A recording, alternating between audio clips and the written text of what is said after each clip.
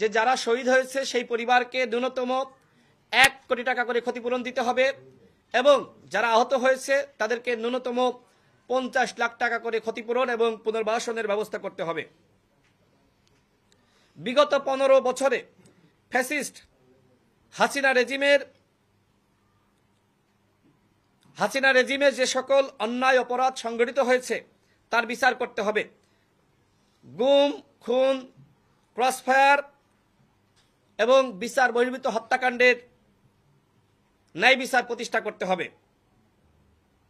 14, 18 ও 24 সালের অবৈধ ও ডামি নির্বাচনের সাথে সম্পৃক্ত প্রধান নির্বাচন কমিশনার সহ নির্বাচন কমিশনারগণ, ইসি কর্মকর্তা, সরকারি আমলা, ডিসিএসপি সহ যে সকল সরকারি কর্মকর্তারা হাসিনাকে ক্ষমতায় রেখেছিল অন্যায়ভাবে জনগণের সাথে জুলুম করার মাধ্যমে তাদেরকে জবাবদিহিতা এবং শাস্তির আওতায় আনতে হবে।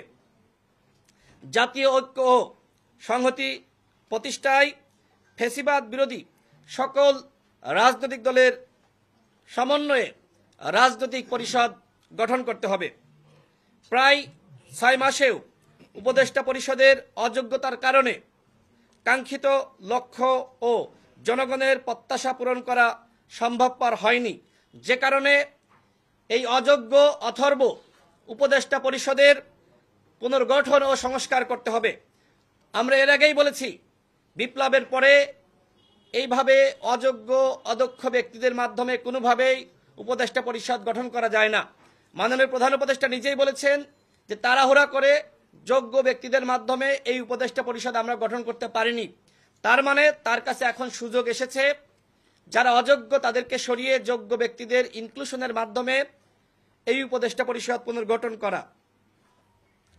সংস্কার কমিশনগুলো যে প্রস্তাবনা দিয়েছে, রাজনৈতিক দলগুলো এবং গণ অভ্যুত্থানের যে স্টেক হোল্ডার বা শক্তি রয়েছে তাদের সাথে দ্রুত সংলাপের আয়োজন করা এবং এই সংলাপের মাধ্যমে অন্তর্বর্তীকালীন সরকারের পরিকল্পনা কি এবং তারা কি করতে চায় সেই লক্ষ্যে তাদের রোডম্যাপ প্রকাশ করতে হবে।